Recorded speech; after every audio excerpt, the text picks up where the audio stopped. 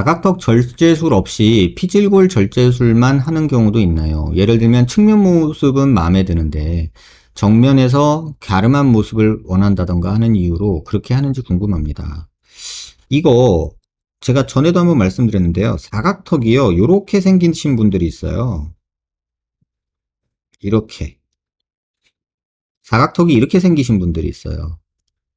뭐 날개 달린 듯이 이렇게 옆으로 벌려진 부분들. 그런 분들한테는요, 실제 수술할 때 여기만 이렇게 치기도 해요. 이런 식으로. 날개만 잘라주는 느낌으로. 옆으로 벌어진 것만. 그러니까 사선으로 이렇게 자르는 거죠. 이렇게 자르는 게 아니라 사선으로. 그러면은 이 볼록한 게 좋아지거든요. 근데 이 경우도 근육이 아주 발달했거나 또 얼굴살이 두꺼운 경우에는 효과가 미미해서 권하진 않아요. 하지만 효과가 없냐, 그렇게만 잘라줘도 뼈도 줄어들고 근육도 일부 줄어들어요. 그래서 그렇게 해요. 실제로. 그리고 최근에 이번 주에만 사각턱 하신 분들 중에 2분 정도는 이런 식으로 수술을 했어요. 그러니까 그렇게도 한다. 다만 피질골 절제술에 대해서는 저는 별로 이렇게 그 효과에 대해서 조금 회의적이에요. 이것도 선생님들마다 뭐 디베이팅이 있죠. 하지만 저는 개인적으로 어떻게 생각하냐면 피질골 두께가 두꺼워봐야 하악에서 2mm, 3mm 밖에 안 되는데 줄일 수 있는 거는 2mm가 맥시멈이거든요. 근데 2mm 줄여놓으면 나중에 뼈가 또 1mm 생겨요. 그러면 1mm 줄어든 효과를 보려고 그 고생을 해? 괜히 피나고? 의미 없지 않나? 이게 제 판단이고요. 뭐 또 다르게 생각하시는 분들도 있을 거예요. 그래서 저는 피질골 절제술은 옛날에 진짜 많이 했거든요. 근데 언젠가부터 안 해요. 효과가 없다 생각해서. 그냥 좀 갈아주는 정도는 해요. 하지만 큰 의미는 없다라고 생각하고 있어요. 긴곡선 사각턱 수술을 할 때 피질 절제 교근 축소 2가지 중 하나라도 또는 2개 다 필요한 사람이 있을까요? 있겠죠. 근데 저는 그 2가지를 다 반대하는 입장입니다. 이거는 예전에 제가 닭이 먼저냐 달걀이 먼저냐라는 동영상이 있었거든요. 그거 한번 참고해 보시면 될 것 같아요. 교근 절제술이 필요하냐 안 하냐? 저는 필요 없다라고 논문들을 리뷰하면서 결론을 내렸고요. 제가 실제로 그 논문을 썼던 그 내용도 그 내용이었고, 그런데 아직도 피질골 절골과 그 교근 절제를 하시는 분들이 있죠. 근데 그거는 저는 반대해요. 솔직히 말하면. 근데 그분들이 잘못됐다라고 생각은 안 해요. 왜냐면 조금이라도 노력하는 모습이면 뭐 의미 있다. 하지만 솔직히 이제 들인 노력과 뭐랄까 얻는 효과의 시소 게임에서 노력에 비해서 환자 고생하는 거에 비해서 굳이 뭐 얻어지는 게 많지 않다라는 생각이 개인적으로는 있어서 그래요.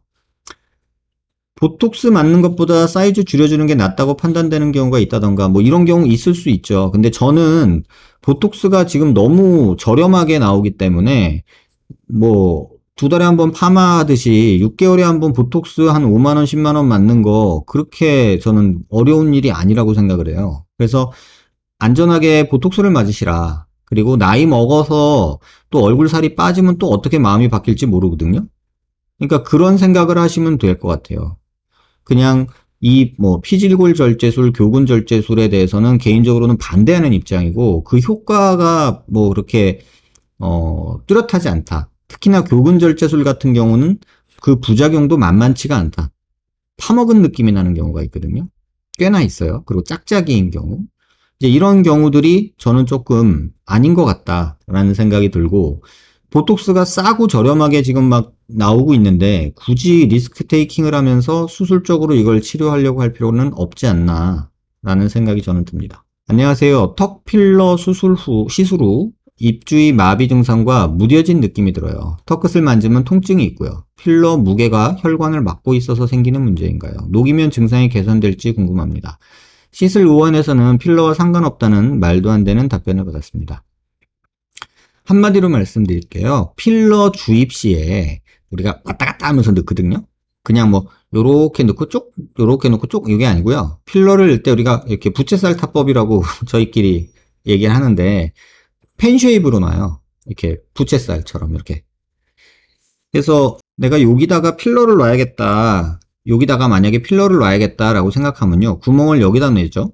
그 다음에 요렇게 찌르고, 요렇게 찌르고, 요렇게 찌르고, 요렇게 찌르고, 요렇게 찌르고, 요렇게 찌르고, 왔다 갔다 하면서 넣는 거예요.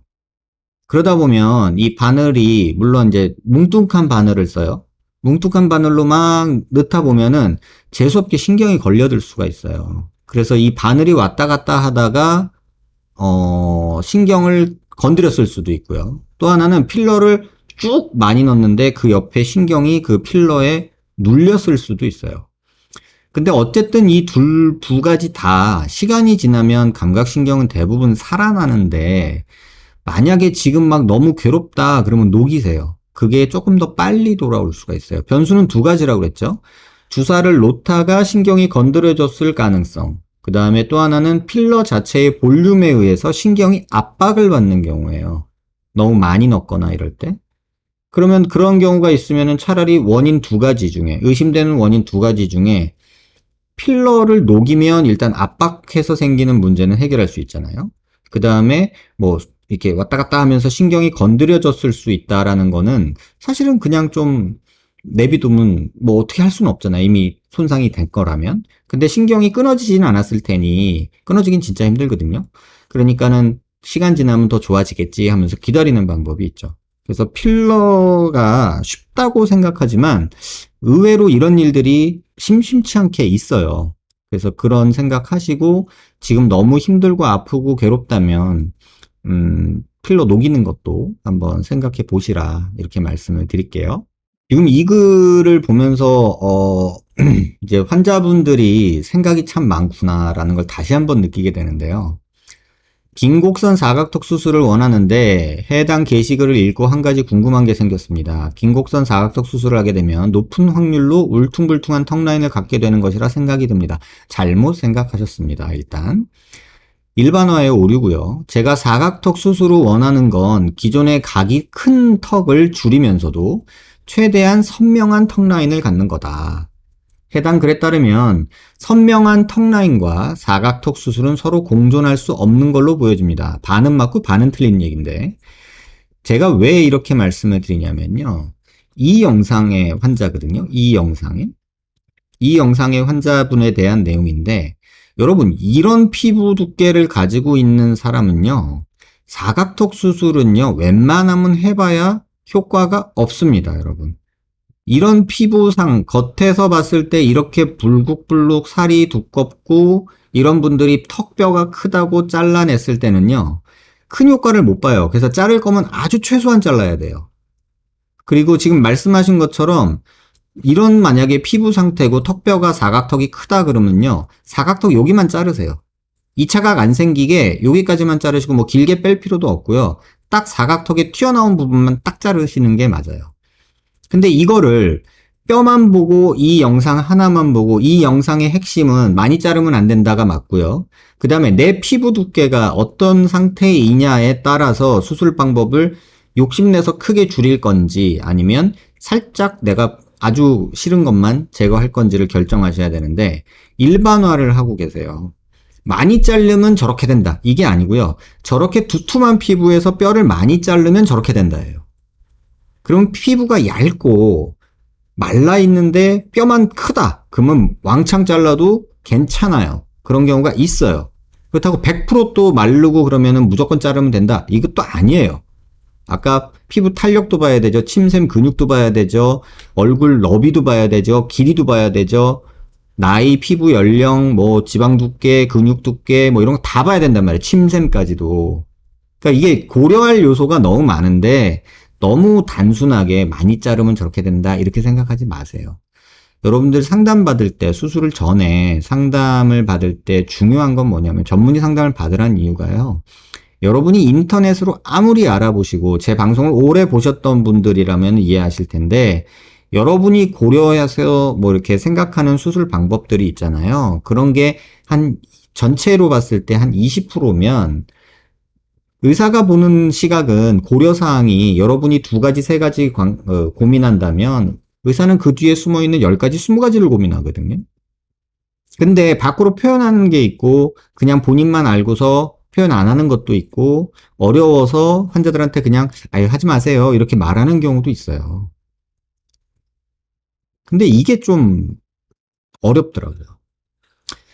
이렇게 생각하지 마시고 전문의 상담 받으시고 CT 찍어서 피부 상태도 보시고 근육 두께도 보시고 침샘도 보시고 귀밑각이 얼마나 큰지도 보시고 얼굴 길이 비율도 보시고 이런 것들 다 봐야 돼요.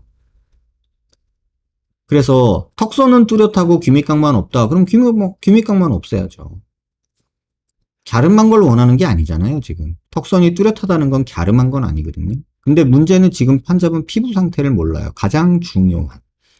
그래서 전문의 상담을 받으세요. 그냥 인터넷 정보로 혼자서 수술 방법, 수술 계획 세우시면 조금은 위험할 수 있다라는 생각이 저는 듭니다. 선생님 질문이 있습니다. 30대 초중반 여자입니다. 요즘 부쩍 눈꺼풀이 처져 보이고 쌍꺼풀이 작아진 것 같이 느껴지고요. 미간 근육도 울퉁불퉁해 보여서 인상 쓰고 있는 것 같이 보이네요. 미간 보톡스 맞고 있지만 크게 개선은 없는 것 같아요. 표정과 인상이 중요한 직업이라 수술을 해야 하나 고민하고 있는데요. 이마 거상이란 걸 고민하고 있는데 상담 받으러 가도 될까요? 정말 너무 고민이라 답변 주시면 감사하겠습니다. 상담 오시는 거는 상관없고요. 참 고민스러운 나이예요. 30대 중반 요 나이대가요. 진짜 힘든 나이예요. 여자는. 왜냐면 마음은 20대인데 몸이 이제 40대를 향해 가고 있는 거거든요. 그러니까 뭔가 몸이 지금 변하고 있고 마음은 20대고 활동성도 20대인데 왜 몸이 변하지? 외형이 왜 변해가지? 이런 거에 막 스트레스를 받고 있는 거거든요. 그러다 보니까는 뭘 해야 되나? 근데, 뭘 하기에는 뭐, 아직은 젊은데, 거상 이렇게 큰 거는 싫고, 찔끔찔끔 하는 거 없을까? 이런 생각을 하는 나이잖아요. 그래서 참 힘든 것 같아요. 미간 보톡스가 효과가 없다라는 말씀을 하셨는데, 미간 보톡스가 효과가 없으면은, 거상을 하든, 근육을 끊어주든, 사실 효과가 있을 수는 없어요. 제가 볼 때는 뭔가 구조적인 문제도 있는 것 같고, 만약 이 글이 사실이라면, 그 다음에 쌍꺼풀이 처지는 느낌, 작아지는 느낌, 이거는 나이 들면 누구나 겪어요. 그게 조금 빠른 사람이 있고, 조금, 늦은 사람들도 있겠죠. 근데, 어쨌든 간에 누구나 겪어야만 하는 과정 중에 있는 거고, 그걸 해결하기 위해서, 나이 드신 분들 이렇게 눈꺼풀 처진 걸 잘라주는 수술을 할지, 아니면 눈썹 밑에서 자르는 걸 할지, 눈썹 위에서 자르는 걸 할지, 아니면 이마 거상을 할지, 그런 거는 환자분 개개인의 그 상태에 따라 정해야 돼요. 지금 여기 질문만 보고서도 느껴지는 게 눈꺼풀 처져 보이고 쌍꺼풀이 작아진 것 같고 미간 근육도 울퉁불퉁해 보여요. 요것만 보면은 요거 이마거상에 딱 광고하는 사람들이 쓰는 거잖아요. 이마거상. 눈꺼풀이 처지고 졸려 보이시죠? 쌍꺼풀이 작아지셨죠? 인상 쓸 때 미간이 막 울룩불룩한가요? 이마거상 하면서 근육도 잘라주고 눈썹도 올려주고 나면 눈도 시원해지고 젊어 보입니다. 라고 광고를 하죠. 그래서 그게 틀린 건 아니에요. 근데 그게 과연 맞을 이만가도 확인을 해야 되고, 지금 미간에 보톡스 맞았는데 효과가 없다? 여기 뼈가 혹시 튀어나왔나? 이런 생각도 해봐야 된다고요. 그래서 여러분들이 이런 고민을 하실 때 상담을 꼭 받으세요. 그리고 뼈도 봐야 되고 살도 봐야 되고 근육 움직이는 것도 봐야 되고. 그래서 시간 내셔서 병원 오시면 제가 보고 객관적으로 조언 드리도록 할게요. 거상 후에 핀 제거 수술 받아도 되나요? 상관없죠. 근데 굳이 만약에 순서를 정하라면요. 거상하면서 핀 제거를 하거나 아니면 핀 제거를 하고 거상을 하세요. 제가 항상 말씀드렸잖아요. 수술은 안에서 밖으로 하는 거다. 근데 거상을 해놓고 또 안을 헤집는 거잖아요. 그래서 순서를 굳이 말하자면 거상하면서 핀을 제거하거나 사실 그게 제일 좋고요. 아니면 핀 제거하고 거상을 하거나 그렇게 두 가지 옵션을 드리는 게 저는 맞을 것 같아요. 거상을 하고 핀 제거를 하는 거는 개인적으로 조금 반대하고 싶어요. 비중격 망곡증 수술하고 남은 비중격 연골로 채울 수는 없나요? 그렇게 하죠. 보통 우리가 기능코 수술하면서 미용코 수술하는 이유가 비중격 망곡증 제거 수술하면서 비중격을 떼잖아요. 그 뗀 연골 가지고서 또 코를 높이거나 기둥을 세우거나 이런 작업을 하기 때문에 그래요. 그래서 같이 할 수 있어요. 선생님, 그런데 앞머리를 까면 광대가 부각이 안 되고 앞머리를 내리면 광대가 뭔가 부각되는 이유는 뭘까요? 여러분 이거 퀴즈인데 맞춰보세요. 한번 여러분이 한번 답을 줘보시겠어요? 정답은 그림자 때문이라고. 이마가 보이면 이마로 분산돼서 포인트가 시선이 이마로 가서 헤어라인이 광대랑 일자로 떨어지는 경우, 이마를 닫으면 눈, 코, 입만 보이니까 착시 효과, 화장한 것처럼 이마 면적 때문에 시각적으로 덜 보인다. 대부분 비슷한 얘기들을 하고 계셨어요. 자, 앞머리를 까면 광대가 부각이 안 된다는 얘기는요. 지금 이 옆머리가 넓다는 거예요. 여기가. 이 옆에 이거 있죠, 이거. 이게 넓은 거예요. 이게 좁은 사람도 있거든요, 이마가. 이마 좌우폭이 좁으면 광대가 부각이 돼 보이겠죠. 근데 이마 좌우폭이 넓으면 광대가 안 보이겠죠. 쉽게 말하면 똑같은 광대가 이렇게 있다고 치고요. 이렇게 있다고 치고 이마 라인, 헤어라인이 이렇게 있다고 한번 생각해 봅시다. 헤어라인이 이렇게 있다고 생각해 보세요. 그럼 광대가 부각이 되겠죠. 근데 만약에 헤어라인이 이렇게 된 사람이 있다고 생각해 보자고요. 이렇게. 그럼 광대가 부각이 안 되겠죠. 관자놀이가 꺼지고 헤어라인이 이렇게 있는 분들이 있을 수도 있어요. 이런 분들. M자, 뭐 이렇게. 그럼 광대 부각돼 보이겠죠. 상대적인 걸. 이마 좌우폭이 중요한 것 같아요. 이마를 깠을 때 머리가 그러니까 광대가 부각이 돼 보인다. 안 된다. 그러면은 여기가 넓은 거예요. 두상이. 근데 두상이 또 중요하지만 이 헤어라인도 중요해요. 이거 옆에 있죠? 이거. 이거 뭐라 그래요? 이거. 뭐, 모르겠는데, 아무튼 요 꺾이는 거. 그게 앞에가 있으면 이마가 좁아 보이니까, 이마 폭이 좁아 보이니까 광대가 더 커 보이겠죠. 근데 이게 넓어. 그럼 광대는 오히려 작아 보이겠죠. 그래서 요것도 많이들 생각하셔야 되는 부분이에요. 헤어라인이 이렇게 저처럼 이렇게 내리고 있으면 사실 상관없죠. 근데 이제 만약에 이렇게 올백을 이렇게 딱 한다고 해보세요. 저 이렇게 보면, 저도 조금 이마가 넓은 편이거든요. 이렇게 보면. M자까지는 아닌데 거의 사각형이죠, 이마가. 그쵸? 근데 만약에 이게 이렇게 이렇게 좁아. 머리털이 이렇게 나 있어. 그럼 광대가 부각돼 보이겠죠? 그러니까 이런 차이 때문에 생기는 문제라는 거죠. 답이 되셨길 바래요. 안녕하세요. 혹시 비염 있는 사람이 수면 마취하면 위험한가요? 수면 마취 중에도 코가 막혀 있으면 입으로 숨을 쉬나요? 마취과 전문의들이 그 정도도 생각 못할 거라고 생각하면 안 됩니다. 성형외과인데 마취과 전문의가 없어서요. 의사 선생님이 수면 마취한다네요. 그건 좀 위험할 듯. 자, 여러분. 우리가 숨을 쉴 때 입으로도 쉴 수 있고 코로도 쉴 수 있죠. 그쵸? 입으로도 쉴 수 있고 코로도 쉴 수 있어요. 그래서 수면 마취를 할 때 저 같은 경우는 두 가지 기구가 있어요. 에어웨이라고 하는 거가 있는데 입안에 넣는 에어웨이가 있고요. 콧구멍에 쑤셔 넣는 긴 에어웨이라는 게 있어요. 그러니까 수면 마취할 때는 그 두 가지를 보통 써요. 그러니까 예를 들면 뼈 수술을 한다, 입안에서 뭔가를 해야 된다, 그러면 콧구멍에 그걸 넣어요. 그러면 비염이니 뭐니 상관없이 그냥 코로 숨이 쉬어져요. 파이프를 넣어놨으니까. 근데 뭐 코에서 뭘 해야 된다. 그럼 어차피 입으로 숨 쉬어야 되잖아요. 그럼 입안에다가 그 에어웨이라는 걸 껴놔요. 그럼 입으로 숨 쉬어요. 그런 기구들이 다 있어요. 조금만 경험 있는 선생님이면 다 그런 것들 쓰면서 수술을 해요. 그래서 아예 뭐 전혀 마취에 대한 거나 이 환자 호흡에 대한 개념이 없는 선생님이 아니면 그 뭐 얼마 하지도 않는 그런 기구들 넣고서 수술하면은 호흡 문제는 전혀 없어요. 그러니까는 여러분들은 이런 거 걱정하실 필요 없지 않겠나 이런 생각이 저는 듭니다. 턱끝 절골술이 아니고서야 삐뚤어진 턱끝은 못 옮기지 않나요? 근데 이렇게 생각하지 마세요. 이렇게 삐뚤다고 한번 생각을 해보자고요. 자, 삐뚤죠.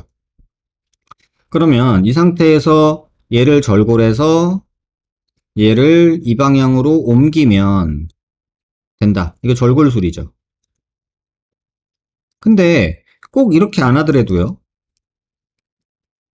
만약에 내가 원하는 게 그냥 둥그런 턱 라인이다 그러면 그냥 여기서 이렇게 쭉 잘라가도 되잖아요. 이런 식으로. 이렇게 잘라도 비대칭은 교정될 수 있겠죠.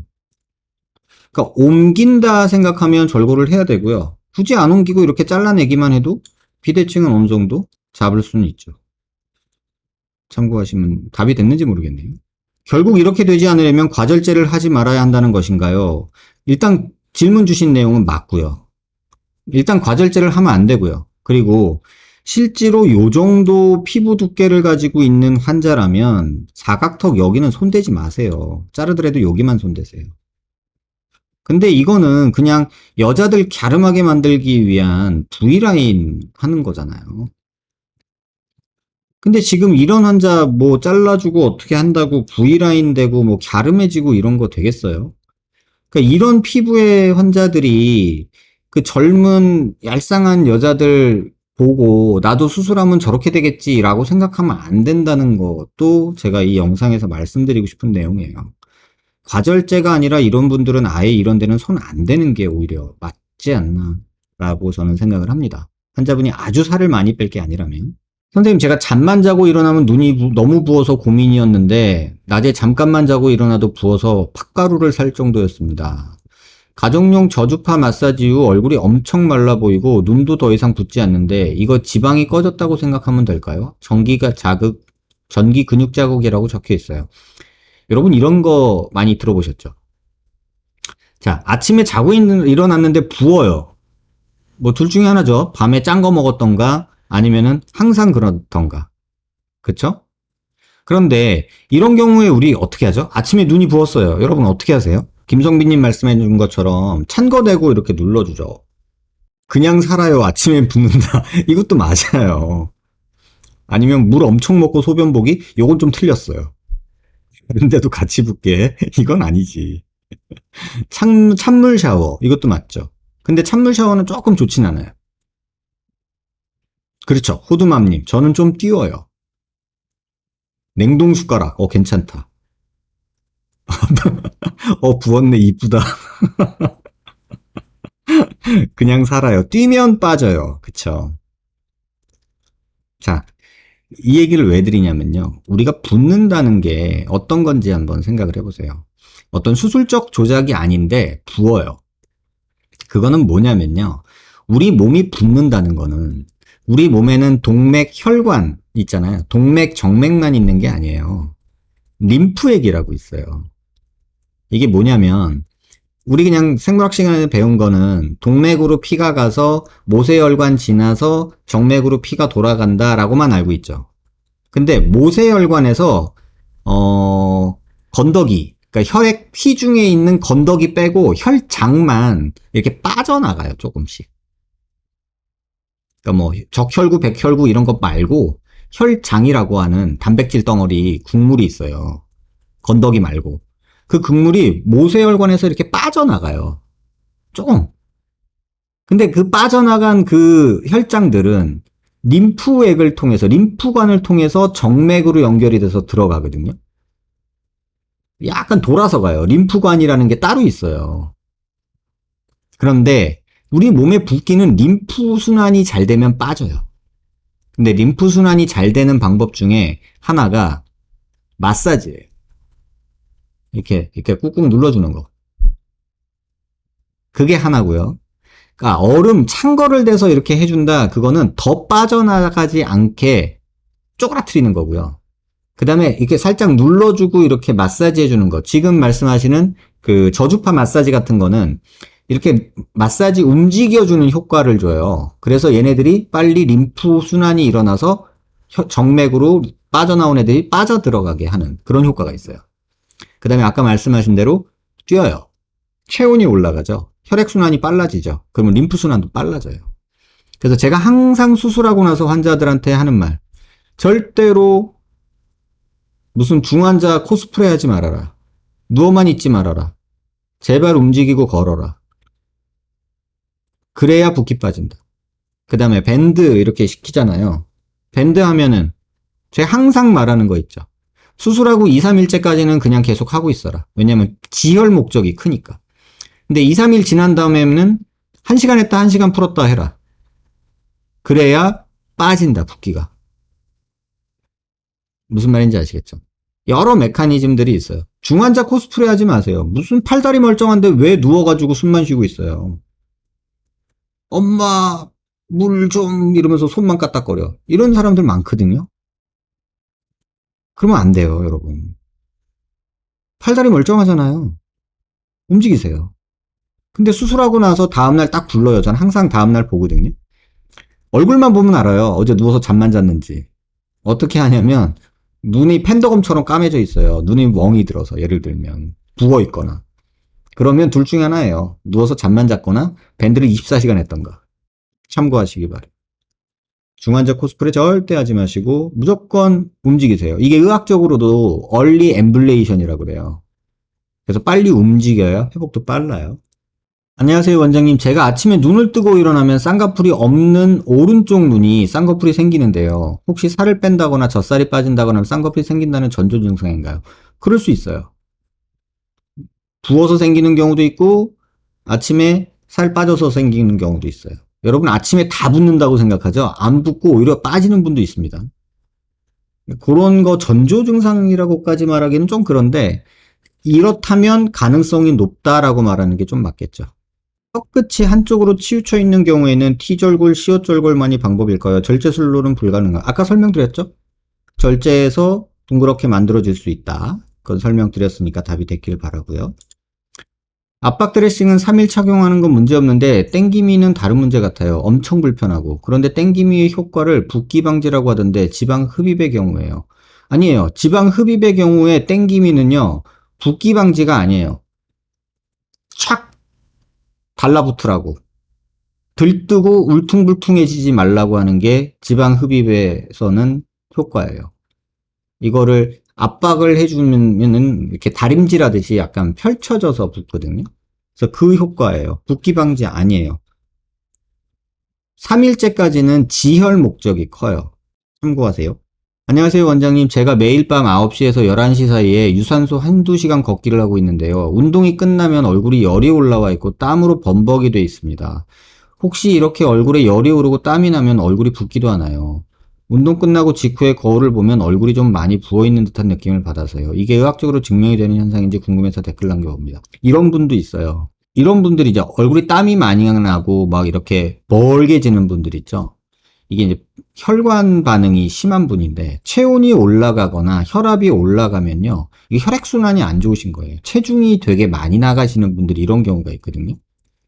체중이 좀 많이 과체중이신 분들이 심하게 운동을 하면요. 부어 오르면서 뻘개져요. 그런 경우가 있어요. 이게 혈액순환이 안 되는 거예요. 림프 순환도 안 되고.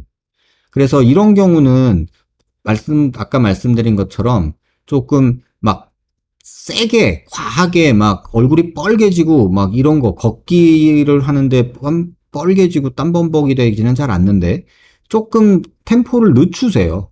오히려. 아니면은 리듬을 주세요. 확 뛰었다가 천천히 걷고, 확 뛰었다 천천히 걷고, 이런 식으로 약간 인터벌 트레이닝을 하시면은 좀 더 훨씬 좋으실 것 같아요. 답이 되셨길 바래요. 선생님 꼭 봐주세요. 이거 지난주에 보여드렸던 질문인데 뭐 수술하고 나서 여기가 수술 전이랑 똑같다 이런 문제였죠. 근데 CT를 이렇게 보내주셨는데 제가 고개든 CT가 필요해요 라고 해서 고개든 CT를 보내주셨어요. 자 보세요. 이게 수술 전이죠. 이게 수술 후예요. 여러분 차이 느껴지시나요? 그러니까 뭐 광대가 막 많이 줄었다 이런 느낌이 있으세요? 이 각도에서 이게 뭐 정확하게 맞춰진 각도는 아닌데 한번 참고 삼아 말씀드리면 이 각도에서 차이를 보는 거 이거 지금 저희가 뭐 이게 원본 파일을 받은 거였으면 자로 재서 차이를 몇 미리 차이 납니다 뭐 이렇게 얘기를 할 수 있지만 여러분들이 가장 쉽게 보는 방법이 있어요. 여기 보이는 이 까만 공간을 보세요. 이렇게 얘하고 1번은 1번끼리 2번은 2번끼리 이렇게 딱 보면은 무슨 생각이 드세요? 1번끼리 보면은 1번 쪽은 별로 안 바뀌었네. 2번 쪽은 좀 바뀌었네? 여긴 좀 좁아졌잖아요. 여기는 좀 좁아졌죠. 여기에 비해서. 그쵸? 근데 1번 쪽은 요만큼이나 뭐 이만큼이나 크게 차이 모르겠다. 이런 생각이 일단 드시죠. 왼쪽보다 오른쪽이 조금 덜 줄어든 것 같아요. 그래서 오른쪽이거든요. 실제로 보면 요 라인 자체는 뭐 별반 차이가 없고요. 실제로 줄어든 양이 뭐 1mm나 있을까? 그 정도고, 이쪽도 보면은 여기는 조금 줄어들었어요. 실제로 보면 요만큼 있던 뼈거든요, 지금. 근데 지금 요 녀석을 이렇게 줄이려고 수술할 이유가 있을까요? 1mm 줄이려고 절골술을? 좀 줄어든 양이 너무 미미하긴 해요. 근데 반면에 이쪽은 조금 많이 줄어들었죠? 그게 보이죠? 여기 줄어든 게 워낙에는 이렇게 있었고요. 줄어든 게 좀 보여요. 여기도 살짝 각도가 변했고요. 이렇게. 그래서 여기는 좀 줄어든 게 보이는데 여기는 글쎄다라는 생각이 들어요. 특히나 요 하얗게 보이는 플레이트를 보세요. 요 플레이트를 보세요. 얘는 이렇게 좀 들어간 모습이 보이지만 얘는 거의 일자에 조금 들어간 모습이 보이죠. 그러면 누가 봐도 아, 오른쪽이 조금 덜 줄어들었네 라고 볼 수 있는 거죠. 그래서 왼쪽은 좀 줄어든 게 보이긴 하는데 오른쪽은 글쎄다 뭐 줄어들었긴 하겠지만 뭐 1mm 정도 될래나? 뭐 요런 느낌이다. 이렇게 이해를 하시면 될 것 같아요. 답이 되셨길 바래요. 두피절개 수술 후 부작용 사라질까요? 라고 질문을 주셨는데 유튜브에 글을 썼는데 카페가 있다는 걸 알고 다시 한번 올려봐요. 4년 전에 광대 수술을 하였고 볼처즘으로 고민하다가 원장님 글에 가끔 나왔던 성형외과에서 두피절개 근육 거상술 진행했어요. 뼈는 아예 안 건드렸고요. 두피절개 근육 거상술을 진행했어요. 뼈는 아예 안 건드렸고요. 일단 효과는 전혀 없고요. 유튜브에서 효과 없다고 레이저 리프팅 등 시술 권하는 병원 가지 말라고 하시더니 5개월째에 레이저 리프팅 권하는 모습 보고 신뢰를 완전히 잃었습니다. 그 이후에 방문해서 광대와 광대 및 관자놀이 쪽이 너무 부어 있어서 스트레스 받는 걸 얘기했고 전과 뭐가 다르냐며 안 부었다고 절 무시하는 발언을 해서 이미 신뢰를 이룬 후라 말다툼을 하였고 그 이후로는 연락을 아예 무시하시네요. 정말 큰돈을 들이고 효과 없고 두피에 흉터까지 크게 남았지만 어쩌겠어요. 저 선택이고 제 무지함인데. 그런데 두피 흉터도 흉터지만 기껏 줄여놓았던 광대가 더 튀어나오는 게 너무 스트레스를 많이 주네요. 처음에는 광대에 근육을 올려놨으니 근육이 붙은 거라고 나중에 빠진다는 원장님 말에 기다려봤지만 전혀 빠질 기미는 안 보였고 1년이 지났을 때는 너무 힘들어서 보톡스라도 맞을 수 있나 하고 알아보다가 근육이 아닌 것 같다라는 말을 듣게 돼서 약간 의심을 하게 되었고 원장님 유튜브를 보며 거의 확신이 생긴 것 같아요. 원장님 유튜브에 올려주신 것처럼 관자놀이와 광대 밑쪽이 엄청 부어 있어요. 만졌을 때 울퉁불퉁해서 근육의 느낌이라고 생각했는데 확실히 흉살이 맞는 것 같아요. 현재 수술하고 1년 3개월 되었고 근육이 아니라는 생각이 든 후부터 꾸준히 흉살 레이저 같은 고주파 시술과 운동하고 있는데 한 번씩 잊고 있다 거울 보면 이게 정말 빠지긴 할까 축 처지게 되네요. 원장님 유튜브 보면서 제가 고민했던 부분에 대해 많이 알게 되었고 확실히 다른 원장님분들이 다루지 않는 부분에 대해 다뤄주셔서 믿음이가 이렇게 글 써봅니다. 긴 글을 읽어주셔서 감사합니다. 그리고 사진을 하나 남겨주셨는데, 이게 수술하기 전이시고요. 이게 그 수술하고 나서 이제 느낌 보여주려고 이제 올려주셨다는 거죠. 이게, 이건 제 생각인데요. 뭐, 근육을 여기서 이제 잡아서 끌어올리는 작업을 하시거든요. 실제로 뭐, 여기 있는 표정 근육들을. 뭐, 여기 근육이 대단한 게 있는 건 아니니까. 그래서 여기 있는 이 뭐 자이고마티쿠스 메이저 마이너 머슬 같은 거를 끄집어서 당겨 올리시는데 문제는 지금 보면 여기가 조금 넓어진 느낌이 들고 뭐 여기가 올라갔는지 어쨌는지 모르겠고 뭐 이런 느낌이다. 그리고 여기가 오히려 넓어진 것 같다. 뭐 이런 얘기를 해주신 거예요. 근데 방향 자체가요. 이렇게 올라가잖아요. 예를 들면 여기에 있던 녀석을 이렇게 이 방향으로 끌어올리잖아요. 그러면 생각해 보세요, 여러분. 여기는 볼록해지고, 여기 있는 것도 이렇게 올라가면, 여기도 조금 볼록해지고, 여기도 조금 볼록해지고, 여기는 꺼지겠죠. 어떻게 보면 이거는 거상술 한 거에 대한 그냥 효과인 거예요. 지금 보면 뭐 포샵으로 하셨지만 이게 조금 더 넓어진 느낌이 든다는 걸 표현하신 것 같고요. 그 다음에 여기도 조금 넓어진 것 같다. 그러면 생각해 보세요.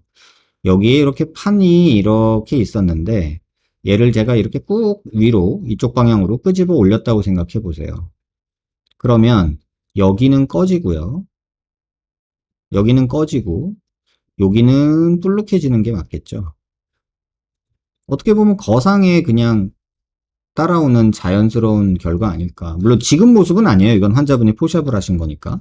그래서 요거는 좀 한번 봐야 될 것 같아요. 이거는 실제 이 수술 전 모습하고 지금 모습하고 제가 객관적으로 보면 알 것 같은데, 뭐 흉살일 수도 있고 하지만 그냥 기본적으로는 지금 거상을 했으니까 당연히 여기 있던 살들이 조금 일로 당겨 올라가니까 여기가 좀 불룩해진 거 아닐까라는 생각이 저는 들어요. 이건 좀 참고해서 한번 보시고 시간 내셔서 한번 전후 사진이나 CT 사진이나 이런 게 있으면 비교해서 한번 보고 싶다는 생각은 드네요. 답변이 되셨는지 모르겠어요. 4년 전쯤에 얼굴 볼살 쪽 지방 흡입이랑 팔자 필러를 맞았습니다. 볼살 쪽에 지방 흡입이랑 팔자 필러를 맞았습니다. 볼살 쪽이면 여긴가요? 여긴가요? 저는 보통 볼살은 여기라고 얘기하는데 환자분들 여기 말씀하시는 게 많죠? 근데 그때 지방 흡입 후 팔자가 심해지고 유착이 온 건지 혀로 볼을 만져보면 딱딱한 덩어리가 느껴집니다. 시간이 너무 많이 지났지만 이런 경우 흉살 주사와 고주파 등을 맞으면 어느 정도 해결이 될까요? 그 후 바로 팔자 필러를 맞았는데 생각보다 너무 뻐근하고 해서 2주 정도 뒤에 바로 녹였는데 문제는 그때부터 왼쪽 송곳니 쪽 치아가 너무 뻐근하고 저리고 신경이 아픕니다. 병원에서 물어봤을 때는 시간이 지나면 괜찮다고 했지만 4년이 지난 지금 아직까지도 뻐근함이 남아 있습니다. 처음보다는 진짜 많이 나아짐. 그동안 두려워서 해결 못하고 있었는데 어떻게 치료를 해야 하나요? 귀족 수술 후 뼈침식 이런 건가요? 뻐근함은 필러를 녹이면 없어진다는데 왜 저는 계속 저릿하고 아픈 걸까요? 이게 사실 지금 말씀하신 내용을 제가 정확히 이해를 못했는데요. 귀족 수술은 보형물을 들어가는 거고요. 근데 귀족 수술 얘기는 없었는데 뼈침식 얘기는 좀 생뚱맞은 것 같고 지방흡입을 하신 게 볼살 쪽이 여기인지 요 팔자 위쪽인지가 사실은 조금 관건인데 팔자 위쪽인 것 같아요. 그래서 여기는 필러 맞은 거, 그 귀족 쪽에 여기 팔자 주름 있는 데에다 필러 맞은 거는 2주 정도 후에 바로 녹였다 하셨고 근데 녹이고 나서 송곳니가 아팠다. 근데 모든 주사 치료는요, 여러분, 주사 바늘이 들어갈 때 신경을 건들 수가 있어요. 그래서 그 신경이 건드려지면 아프기도 하고, 뭐 무뎌지기도 하고, 뭐 예민해지기도 하고, 다양한 증상이 나타나요. 그래서 시간이 지나면 좋아지는 거는 맞고요. 4년이 지나서 지금 처음보다는 진짜 많이 나아졌는데, 아직 뻐근하고 저리다, 뭐 이런 뭉친 느낌, 뻐근함이 있다. 이거는 지방흡입 효과거든요, 제가 볼 때는. 이렇게 지방흡입을 했을 때에 문제가 생기는 게 이 눈 밑에 있는 안와미 신경이 요 밑으로 다 온다고 그랬잖아요. 이렇게. 이 여기를 지방흡입하면서 그 신경이 건드려진 거를 환자분은 여기가 불편하니까 필러 때문이라고 생각하시는 건 아닐까. 이런 생각이 들어요. 제 생각엔 지방흡입으로 인한 신경이 손상을 받아서 회복 과정 중에 있는 게 아닌가라는 생각이 들고요. 저는 흉살 주사는 지금 상황에서는 반대할 거고요. 뭐 지금도 아직 뭐 딱딱한 덩어리가 있는지 어쩐지는 모르겠지만 흉살 주사는 4년 정도 지났으면 반대할 거고 보조파 같은 거 마사지 해주고 이러는 거는 지금도 도움이 되니까 그거는 꾸준히 해주시는 게 좋지 않을까 이렇게 생각이 듭니다. 귀족 수술은 안 했으니까 뼈침식 이런 거는 상관이 없겠죠. 답변이 되셨길 바래요.